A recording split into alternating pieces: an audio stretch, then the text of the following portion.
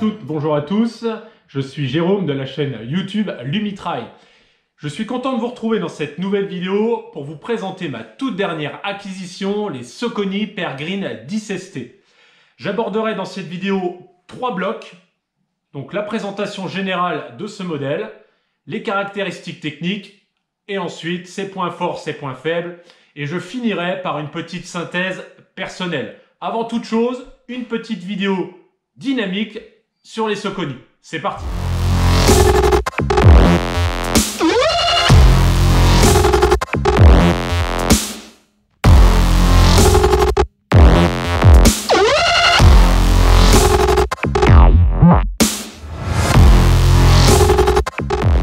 Ce modèle s'adresse donc aux coureurs à la recherche d'un amorti, d'une traction, d'une accroche donc idéale pour le trail moyenne distance.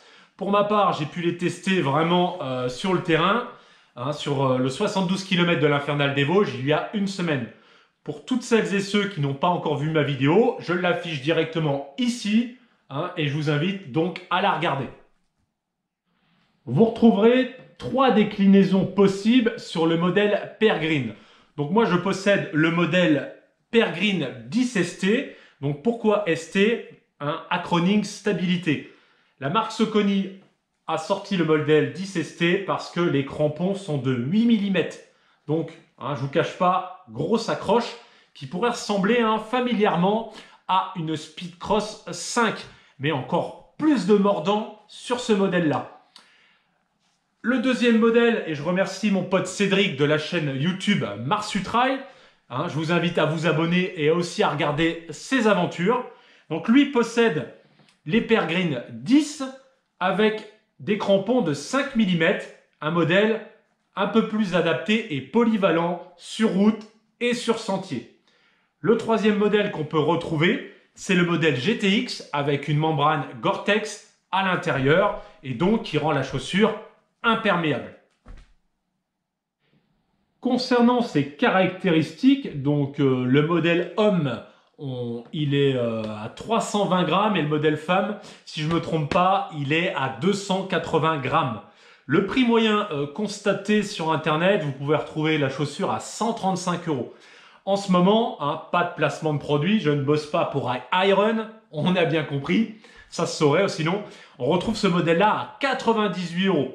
Donc vraiment une bonne affaire. Pour l'aspect général de la chaussure, donc c'est une chaussure avec un drop de 4 mm. Petit rappel sur ce que est le drop. Qu'est-ce que le drop? Question simple mais quand même importante. Donc le drop, c'est la différence entre l'avant du pied et l'arrière du pied. En fait, la hauteur des deux.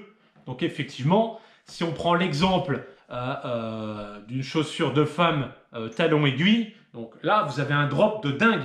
Donc la différence de hauteur entre l'avant du pied et l'arrière du pied. Et donc là, sur la Socony, un drop de 4 mm qui reste quand même un drop assez minimaliste. Si vous n'êtes pas habitué à un drop de 4 mm, moi je vous invite de réduire au fur et à mesure un drop, un peu comme une chaussure Simalp, de 8, de 6, de 4, sans trop partir vers les extrêmes, type une chaussure barefoot ou five finger. Est conseillé à des coureurs comme moi qui attaquent donc leur foulée de type médio-pied. Médio-pied, donc qui attaque soit vers le devant ou le milieu de la chaussure. Donc médio-pied, c'est directement de donner la possibilité au corps de jouer sur l'amortissement naturel de sa foulée, à l'aide des mollets, à l'aide des ischio-jambiers quadris. Voilà. Moi, je vous déconseille fortement d'attaquer avec le talon. Au niveau anatomie, on n'est pas fait pour attaquer du talon. Ce n'est pas du tout bénéfique. Pour mieux comprendre, je vous invite à regarder le schéma qui va s'afficher, je ne sais pas trop à gauche ou à droite, pour bien comprendre l'impact entre la chaussure et les membres inférieurs du corps.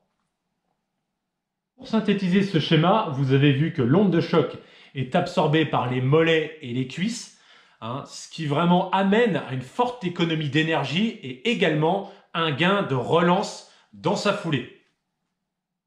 Bénéfice du sportif, bénéfices santé et amélioration de l'équilibre du coureur. Voilà tout. Parlons ensemble maintenant de l'aspect général de la chaussure. On va commencer par l'avant du pied, où on retrouve un pare-pierre ici là, renforcé et efficace sur cette Saucony. Également un mesh renforcé de part et d'autre, superposition synthétique, parce qu'il est vrai que c'est souvent un point faible sur la plupart des baskets.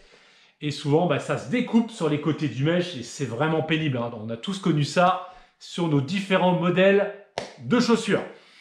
À l'intérieur, une semelle Form Fit de chez Saucony qui procure franchement une bonne aisance plantaire. Ensuite, l'arrière de la chaussure, un amorti. L'amorti Power Run de chez Saucony qui franchement donne une sensation très réactive à la chaussure. Finissons cette présentation directement sur la semelle. On en a parlé. Crampon de 8 mm, semelle Power Track. Superbe accroche sur terrain difficile. Écoutez, rien d'autre à dire. Voilà, une tige, quand même, on y reviendra sur les points forts un peu faibles, qu'ils auraient peut-être dû rallonger un petit peu. Mais bon, moi perso, ça ne me pose pas de problème. Finissons cette vidéo par ses points forts et ses points faibles. Donc concernant les points forts, ce que moi j'apprécie, c'est cette partie avant renforcée, autant sur le pare-pierre et également sur ce mesh avec cette superposition synthétique. J'aime également cette chaussure parce qu'elle est dynamique. Elle possède vraiment une bonne stabilité et une bonne accroche au quotidien.